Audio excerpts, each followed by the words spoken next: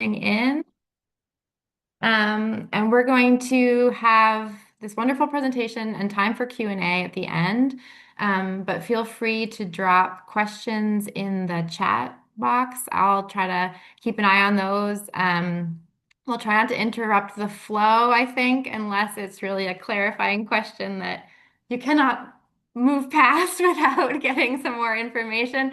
Otherwise, we will have time at the end, and we've had some great discussion in that. So drop your questions in the chat so you don't have to hold on to them in your brain, and then we'll go through them at the end. And otherwise, thank you so much for being here, and I'm going to turn it over. Great. Thank you so much, Greta. And thank you to JDI and to all of you for being here to learn about eviction record sealing. As Greta said, this is the second in a two-part series about housing rights for survivors. The first one was about how to navigate and push back on, ideally prevent evictions for our survivor clients. And then this part of the training is really about what if you meet someone after they've already had an eviction on their record, and what can we do about that record once it's, part of the public record. So hopefully together, these two trainings are going to give you all the tools that you need to navigate these issues. And please know that Vineeth and I are here. Our program, our law students who work with us are here really to help with tricky cases that are not easy to solve on their own. So we'll make sure that you know how to reach us if you have challenging cases and you'd like to refer them to our program for legal help. So what we're going to do today, if I can advance the slides successfully, is some quick intros. We're going to tell you about a little bit of background on the eviction sealing law. We're going to give you like the big picture overview of the sealing law, and then we're going to get very, very granular about exactly step by step what to do to help somebody figure out if they can seal an eviction record and then go ahead and file the request to seal it. And then at the end, I think we're going to have a good amount of time for questions and discussion. The last training that we did was really quite lengthy, and so we sort of ran out of time at the end for conversation. But this training, while eviction sealing can be complex, is a lot more focused. And so I don't think it's going to take as much time to get through the material, which is great because then we can actually have some back and forth. All right, so I'm just gonna reiterate Greta's intro. My name is Julia Devantry. I am a clinical teacher and the director of the Housing Justice for Survivors project at the Legal Services Center of Harvard Law School. We're a teaching program and also a community-based legal aid program located in Jamaica Plain. And I started the Housing Justice for Survivors project within our housing practice in 2017 to try to bring together knowledge of tenant rights with an understanding of the needs and rights available to survivors of gender-based violence, and kind of bring those two worlds together to make sure that we can keep survivors in their homes whenever possible. And if that's not what they want or need, help them transition to safe housing without financial repercussions or loss of housing subsidies along the way. And I am so lucky that I get to work with Vineeth. So I'll pass it over to you to introduce yourself. Yeah, thank you so much, Julia. So my name is Vineeth Hemavathi. I'm a staff attorney at the Housing Justice for Survivors Project. I was previously at the Massachusetts Fair Housing Center in Holyoke. So I saw a bunch of old friends from the Holyoke area jump on. So it's good to see you all on here. And then previous to that, I was working for a legal aid organization out in Oklahoma, representing victims of domestic violence. So this is kind of a blend of the two types of law that I most previously recently practiced, I should say. And so excited to be part of this and working with Julia, and then also excited to be here and talking to you guys about this exciting new development here that we have in Massachusetts and this new tool that we have to help so many folks. So looking forward to talking to everyone. Great. Thank you so much. It's really a lot of fun to get to do this with a buddy instead of solo. All right, so let's talk a little bit about eviction sealing, right? I mean, I think you are all here in part, at least, because you know how much an eviction record can hold folks back from safe, affordable housing that they want and that they need and that they are entitled to and should have access to. So even just the record itself, regardless of what happened in that case, right, is a matter of public record for future landlords, for really anyone with curiosity to be able to look at and draw their own conclusions from. And what we started to understand through individual cases, and then because Mass Law Reform Institute did an amazing study on this, where they really looked at data and talked to hundreds and hundreds of tenants who had eviction records to understand the impact of eviction records, is that it really didn't matter whether the tenant lost, won, was evicted at the end, wasn't evicted at the end, made an agreement to move out amicably with their landlord. The very presence of that eviction record was causing them to get denied from housing for years to come. And so Mass Law Reform and many other partners, including maybe some folks on this call, spent many years working diligently to get eviction record sealing passed in Massachusetts. And through that coalition work and over the course of many years, and there's a whole history here that is maybe not totally pertinent, but it did actually get passed once and then get vetoed by the governor. And then it needed to get passed through the legislature again the following year, and then was ultimately signed by Governor Healy. So it did go into effect just this past May. So we're still in kind of the rollout phase right now, where the courts are still figuring out how to handle these. Advocates and tenants are still learning about how to file them and understand the scope of the law. And certainly the landlords and landlord attorneys are also still working on figuring out how to implement this. So I want to give you kind of a big picture view of the law, and you're going to get a copy of all of these slides from Greta, so you don't need to worry about writing all this down right now or remembering it. But this slide is definitely going to be kind of a cheat sheet for you that you can hold on to and refer back to. And we're going to go kind of like category by category to talk about each of these different scenarios. But the big picture, high level view is that a case that was brought in housing court or district court that has been dismissed is immediately sealable after the appeal period has run on that case, which is 10 days after the dismissal. So basically, almost immediately after case is dismissed, tenant can now seal the eviction record, okay?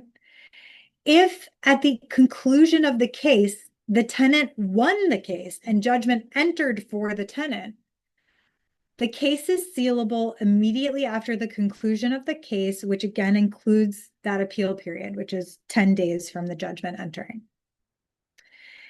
If it's a no-fault eviction brought against a tenant for no wrongdoing alleged, no breach of the lease alleged, no non-payment alleged, then the case is immediately sealable after the conclusion of the case, no matter what the disposition is. Okay, no matter what. So no-fault cases are sealable as soon as they're concluded. Judgment for the tenant, sealable as soon as they're concluded. Dismissed cases, sealable as soon as they're concluded. Okay, but I'm sad to say that that is not the majority of cases that we see. Okay, the majority of cases that move through summary process cases that are for eviction are, for example, are first and foremost non-payment of rent cases. So no fault cases are still the minority of cases that get filed. The overwhelming majority, something over 75% of cases, are brought for non-payment of rent. So then that's these two next categories that I'm going to talk about.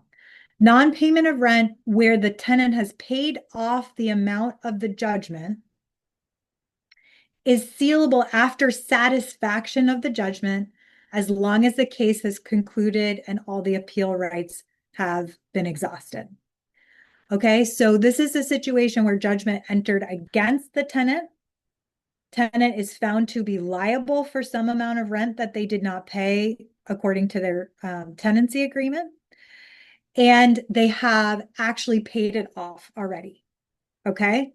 And so that's what's called satisfying the judgment. Again, there's many folks out there who have agreements that they've signed or who have judgments on their record for amounts of rent that they haven't been able to pay. But there are some individuals who have paid the amount owed and therefore might be eligible for this category of sealing. But probably I put the arrow next to non-payment of rent, balance not yet paid off, because this is going to be, I think, a very important category of cases for the folks that you may be supporting. So non-payment of rent cases where the judgment has entered against the tenant for some amount of money that they failed to pay according to their tenancy agreement are sealable only 4 years after the conclusion of the case, including the exhaustion of the appeal rights, where there's been no non-payment or other action brought by the landlord against that tenant in Massachusetts in those 4 years. And the tenant has to certify that the non-payment of rent or their inability to, so the original non-payment of rent or the inability to pay the judgment is due to economic hardship. So here, where there's an outstanding balance that's a judgment against the tenant that the tenant hasn't been able to pay, it's basically a 4-year waiting period during which the tenant can't have other evictions brought against them. And then when they apply for the sealing, they have to certify to the judge the original non-payment and the inability to pay the balance now are a result of economic hardship. Okay, so that's a long time to wait. Also a long time to be kind of perfect, right? Like not have any other eviction related cases brought against you. And then this certification process that they have to do to show the court that they're eligible for sealing. And then the final category of cases, also quite relevant, I think, for the clients that we support or the participants that we support, and that's fault-based cases. So this is any type of eviction case that is brought for a reason other than non-payment of rent and other than this category of no fault. Okay, so this is any lease violation that you can imagine, whether some of those lease violations are attributable to a harm doer, someone who is involved actively in abusing your participant or your client, and has come back on your client, or could be something that the client has done. Landlord lease says no dogs allowed in this apartment. Your client has a dog. They're evicted for having a dog in the apartment when they're not supposed to, which is a breach of the lease. That would be an example of a fault case. So if there's a fault case that results in judgment against the tenant, finding that the tenant was at fault for that lease violation, they have to wait 7 years after the conclusion of the case, including all the appeal right period, and have no fault evictions brought in Massachusetts for 7 years before the request. So again, kind of a 7-year period of waiting and also not having other fault-based cases filed in the interim. That's a pretty long time and is a pretty high bar. So those cases, in a lot of instances, are going to be ones where you figure out, okay, there's a fault-based case on the record. And then a big part of what we can do for folks is calculate when those will be sealable, right? Because oftentimes we're still in the middle of that waiting period when we're working with someone. So we are going to talk about every single step you need to know in order to seal an eviction case, like the sort of how to. Now you know that it exists. You already knew it existed because that's why you're here to learn about it. Now you know kind of like in the very big picture, what it says and why it's important. And then now we're going to talk about literally step by step how to do it. Okay. So the first thing you do is there is a public docket website, which is really in some ways the cause of some of these challenges that are tenants who have gone through eviction are dealing with, which is it's a public docket that anybody can look at to see someone's housing eviction record.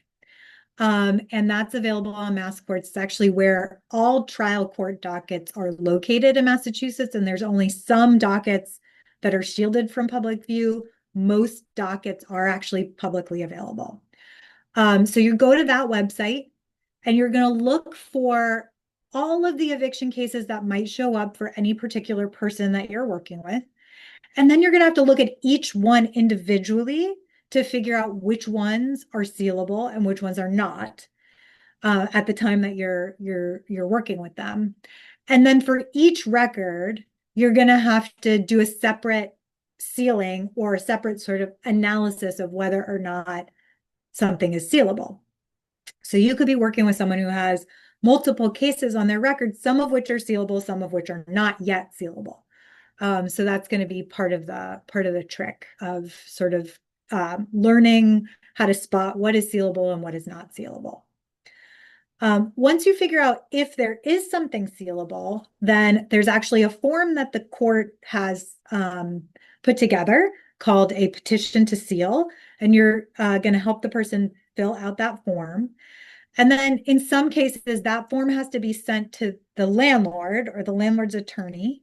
Not all cases, but in some cases, and we'll tell you about which ones. And then the person who's seeking to seal needs to file the petition. And filing generally needs to be through the e-filing system set up by the trial court, which is another way that working with an advocate can really support getting sealing petitions done, because signing up for the e-filing system is not as straightforward as I would like it to be, and therefore it proves to be somewhat of a barrier for people who are going through this on their own.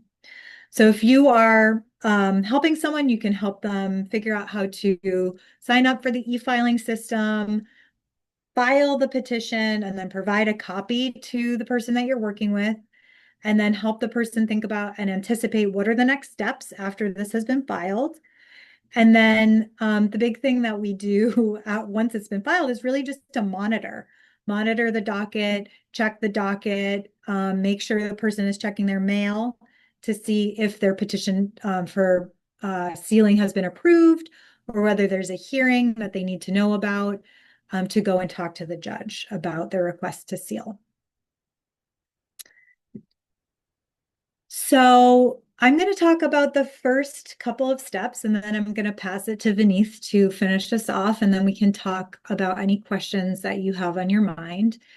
So the very first thing you're going to do is you're going to go to masscourts.org. If you have access to the login credentials of a lawyer who is working with you on the eviction sealing, you can log in using those credentials, but you don't need those credentials in order to log in to Mass Courts. There's just more documents that you're able to access if you're logged in as a lawyer. And if there's a lawyer working with you in your program, then you can talk to them about accessing Mass Courts with their help. But either way, you're going to search the docket for the person's name, okay? And you're going to try to find all of the summary process cases that are associated with that person. And it might just be one ultimately, or it might be multiple cases. And we're going to be noting the type of case, the docket number of the case, and the outcome of the case, as well as the date of the outcome of the case. And that is so that you can go back to the law itself and figure out if each case meets the criteria for sealing or not.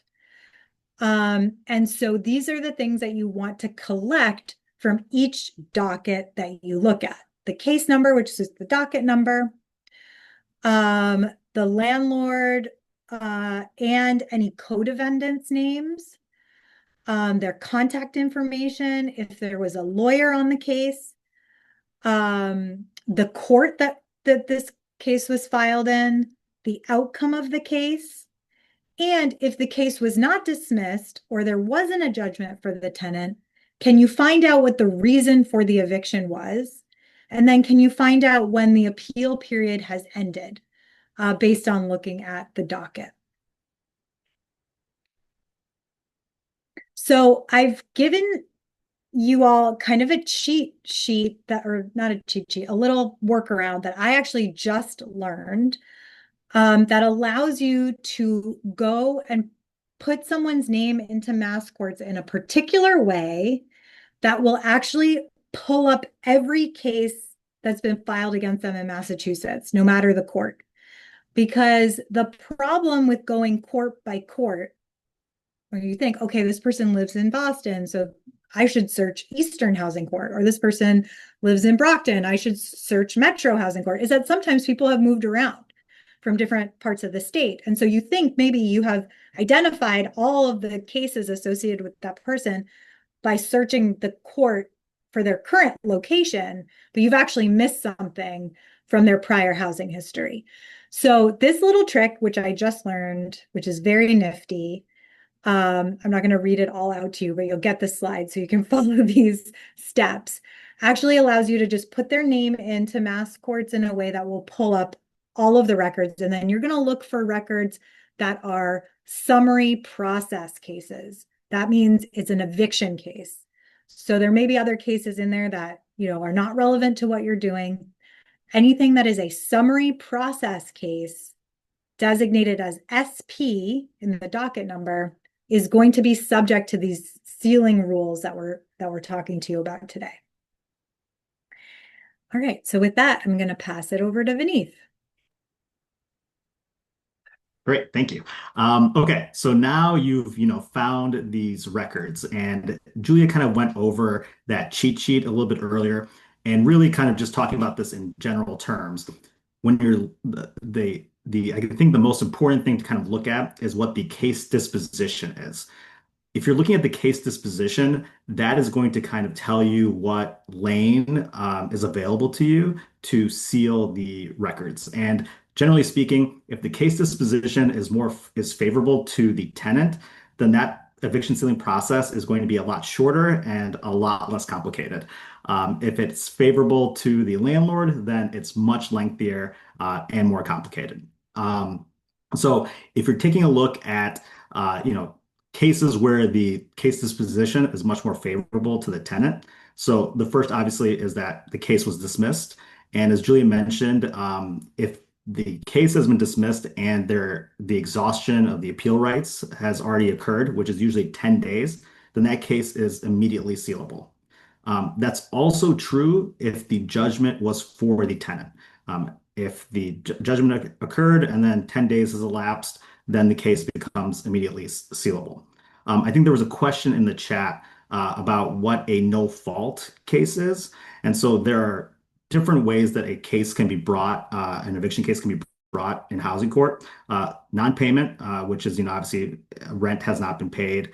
A fault case, and this usually can, encompass things like lease violations or alleging illegal activities occurring, things like that. And then there's also a no fault case. And a no fault case is saying that, the tenant has not done anything wrong. The landlord just wants possession of that unit back. And so that's a no fault case. So if it was a no fault case, it follows kind of the same timeline as if the case was dismissed or if the judgment was for the tenant. 10 days elapses after the judgment, then the case becomes immediately sealable.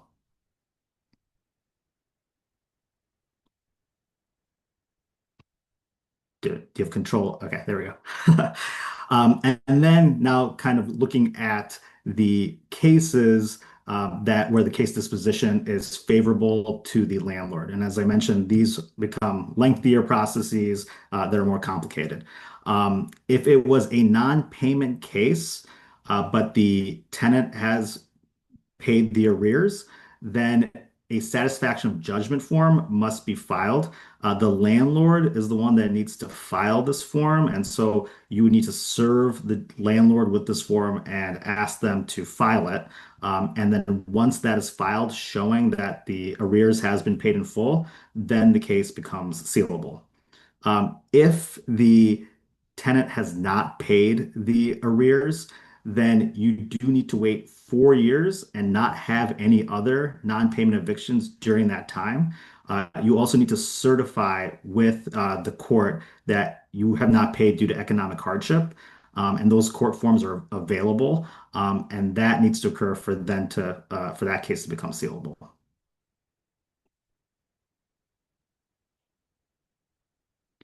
And then this is just an example of what that satisfaction of judgment form looks like that the landlord needs to file if, in a non-payment case, the tenant has gone ahead and paid the arrears. Okay. Then, the lengthiest process is if it was a fault case and the judgment was for the landlord. If it was a fault case and the judgment was for the landlord, then you have to wait 7 years after the conclusion of the case and not have any other fault-based evictions during that 7 year period. At that time, it becomes sealable. If you have, had other fault evictions during that time, then of course the clock kind of starts again with that fault eviction, and so it's not sealable yet. So this is actually just an example of the petition to seal an eviction record. So as you can tell, it's not, very lengthy. It's a lot of box checking. But again, I think because of some of these, complexities that, we've gone over, it is really, recommended that an attorney or an advocate be helping a tenant fill this out. Okay. And there are different service requirements based on the type of case that you're looking to seal. So if the case was a dismissal or if the judgment was for the tenant, then service is not required to the landlord. Otherwise, you do need to serve the landlord. If the landlord was not represented, then it needs to be served by mail. If the landlord was represented, then you can serve them by emailing their attorney. Um, and as Julie mentioned, petitions need to be e-filed. If you're helping a tenant fill this out, obviously it's good practice to provide copies to the tenant, and then advising tenants about the next steps. This is so new that we're still trying to see how judges handle some of these petitions and how long it may take, whether they require a hearing or not. Those are things that we're still kind of waiting to see how different judges and how different courts are handling them. But it's really up to the judge if a hearing happens or not, except if it was a non-payment case and the judgment has not been paid off, then the landlord can object within 7 days, and then a hearing would be required. And with all of this, again, because this is so new, because we don't know how long this will take and whether hearings will be required or not, it's really important to be monitoring these cases, these dockets through mass courts. So I can hop in here just to share that those I think we did 5 steps or 4 steps. Anyway, those steps that we just laid out for you and the piece of paper that can be filed, filled out, filed, is one way to seal a record. Okay. The other way to seal a record is actually to do it completely digitally. So there's sort of like two options here. Suffolk Law School and the folks at Mass Law Reform were involved in actually creating um, a guided interview tool that's accessible through basically the court website, that prompts you with different questions and then automatically fills out your petition for you.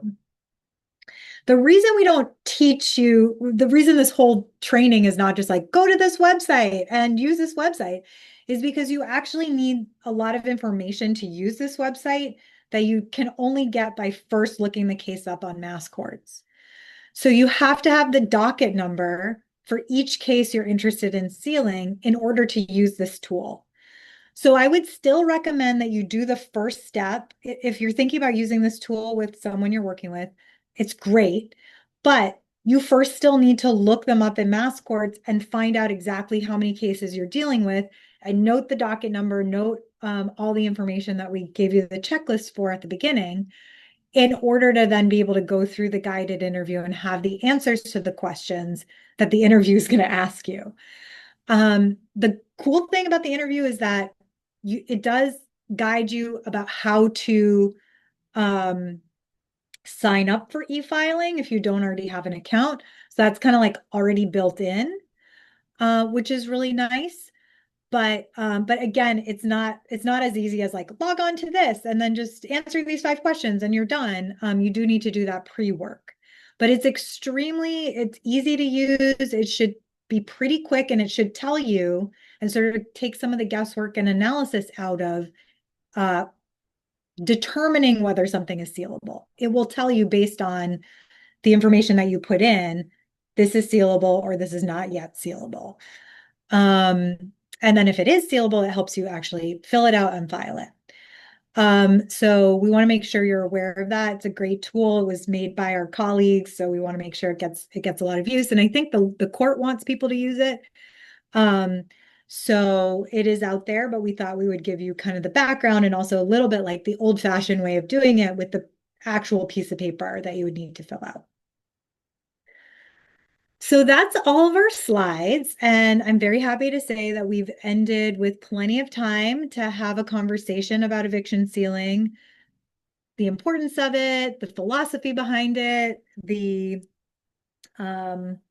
mechanics of it, and any other questions that might come up as you're trying to, kind of integrate like the information that we shared about evictions, how to try to push back on evictions, help make sure our clients don't lose their housing as a result of evictions, but then also facing the reality that many of the folks that we work with do have evictions that they're trying to seal and need to seal in order to be able to move on in their housing journey. So with that, I'll stop talking and see if there's any questions. Thank you both so much. So I think we covered the question in the chat box, but I would invite anyone to unmute or to drop it in there and we will read it, whichever you prefer. And we will send out the slides and as well as the recording again, so you'll have that link and you'll have all of the other great steps there. So while we wait to see if there are any questions, maybe I'll just say one more thing about no fault evictions, because that was the question that came up earlier. So it might be surprising. I hope it, is something that people agree is not altogether fair about Massachusetts law, which is that a tenant can be like a long-term tenant in an apartment and do everything right and pay their rent and be a great tenant. And at the end of their lease term, just be asked to leave by the landlord. And if they don't leave, then the landlord can bring what's called a no-fault eviction case against that tenant. And even though the tenant's been, perfect at all their obligations under the agreement with the landlord, be forced to move out and don't necessarily have a right to stay, even if that's been their home for years and years and years. So that's called a no fault eviction. It's also, so it would be something that happens at the end of a lease term. The tenant hasn't done anything wrong, but the landlord wants to get the apartment back for repairs, for use by a family member, or whatever their reason is. It also comes into play quite a lot for tenants who don't have leases, who are month-to-month tenants at will, or even folks who live in rooming houses where it's week-to-week rent. And the landlord can just basically terminate that relationship by giving either 30 days notice or one rental period's notice that they want the tenant to move out. And if the tenant doesn't move out, then they would bring them to court to force them to move out. So not every state allows for no fault evictions. We have worked really hard to try to get the state law to say people can only be evicted for good cause. And good cause might include some economic reasons that the landlord might bring forward, but not just no reason. Because that really contributes to gentrification and mass displacement through evictions for no wrongdoing at all. So anyway, that's my little soapbox speech about no fault evictions and maybe future law reform efforts. But yeah, if there are no other questions about sealing, we're happy to answer questions about housing, eviction generally, things that are coming up for you as advocates in this space, how we can be helpful as lawyers and law students working with folks who are trying to keep their housing.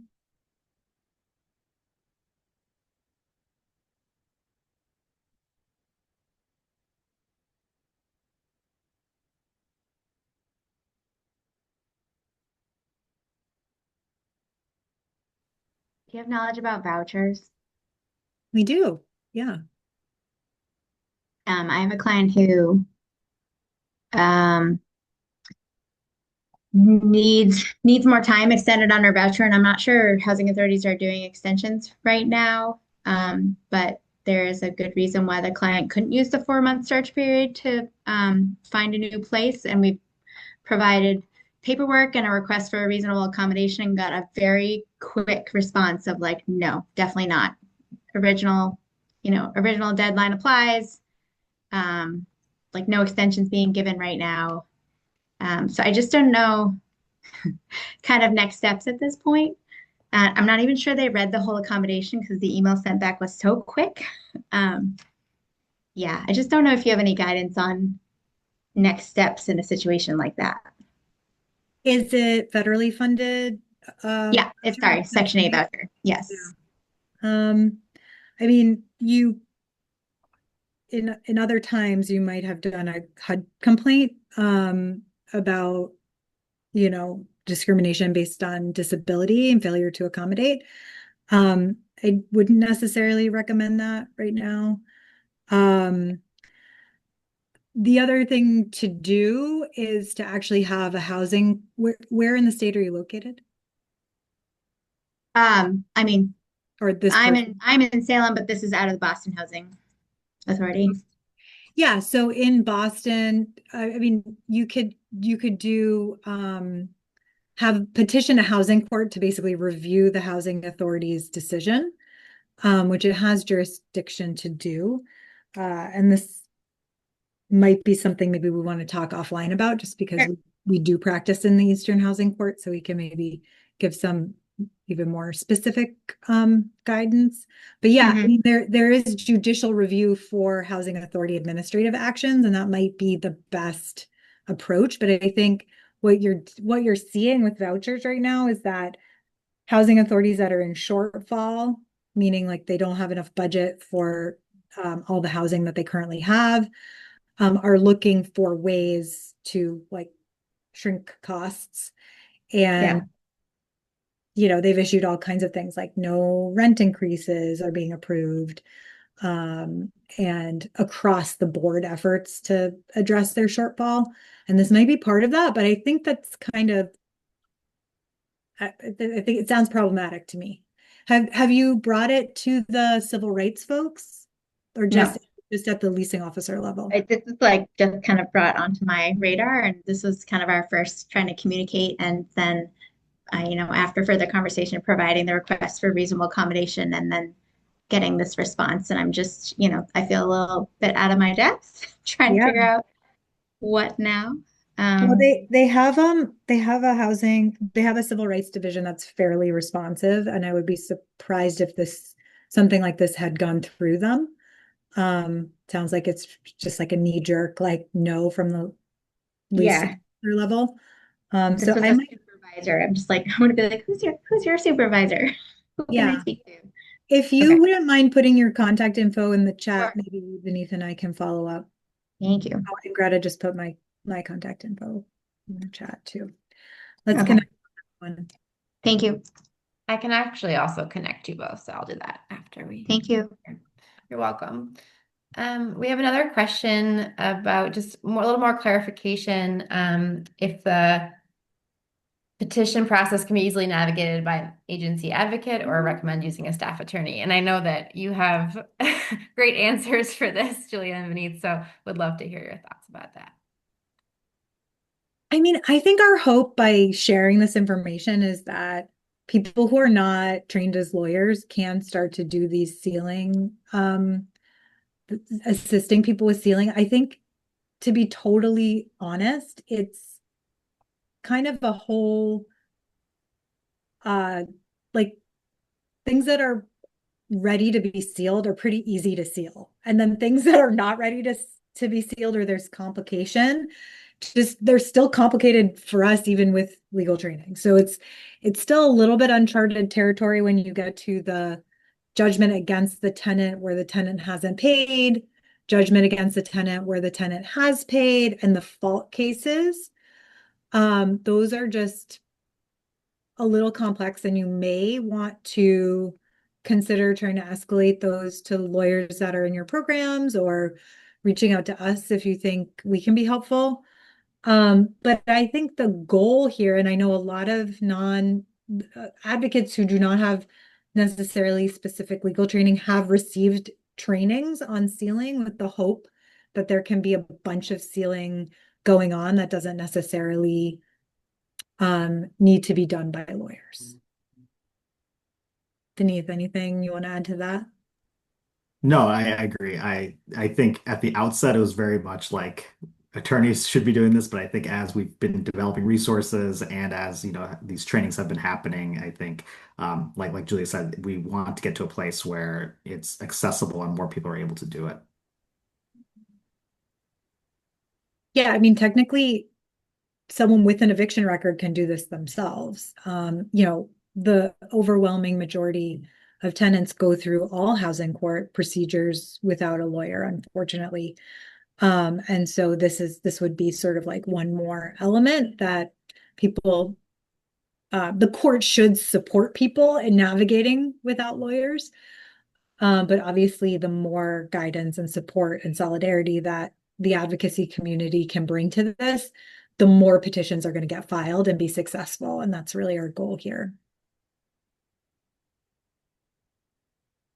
I know, Julia, that I've heard you say several times that this is so new that there's just a lot of unknowns still at the court level, at the every level. And I want to just put out the invitation again that if you all advocates are seeing different things working, not working, um, advocacy that needs to be done, like we want to hear about it. Julia and her team want to hear about it. And so the law is in place, but the advocacy work might not be done around that. So we want to hear what's working and what's not as you're walking through this process with folks. So please know that the door is open for that, in addition to supports that Julia has offered. Absolutely. Yeah. It's sort of uncharted territory, but the more filings we can do, the better. Kind of like push our courts to respond and to try to process these. It does take a few weeks in my experience, and it depends on the court, but in Eastern Housing Court, it had been taking a few weeks to see ceilings getting done. And I have heard, on the other hand, that some folks were seeing them done that day, like the day they were filed, in other courts. So it really does depend on the volume and how different, court personnel are kind of handling the volume that they have.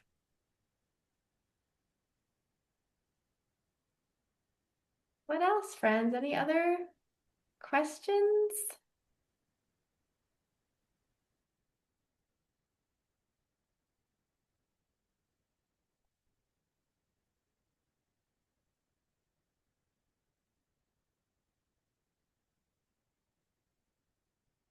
I think everyone's out ready to do it. Yeah, Ready to seal some evictions. wonderful. Well, I want to thank you both again and our ASL interpretation team as well for being here today and all of you for your questions and your attention. We will send out the slides, send out the recording, and also share again the Housing Justice for Survivors Project referral line. I know that it's October, so the window is closing. Is that true for referrals through Yeah, November? we're sort of open through the end of November for new cases. And then we'll open back up again in February. Great. So we'll send that information out again and just so grateful to be in this space with you all. Thank you so much. Thank you for having us. Thanks, everybody. Be Bye, well. everybody.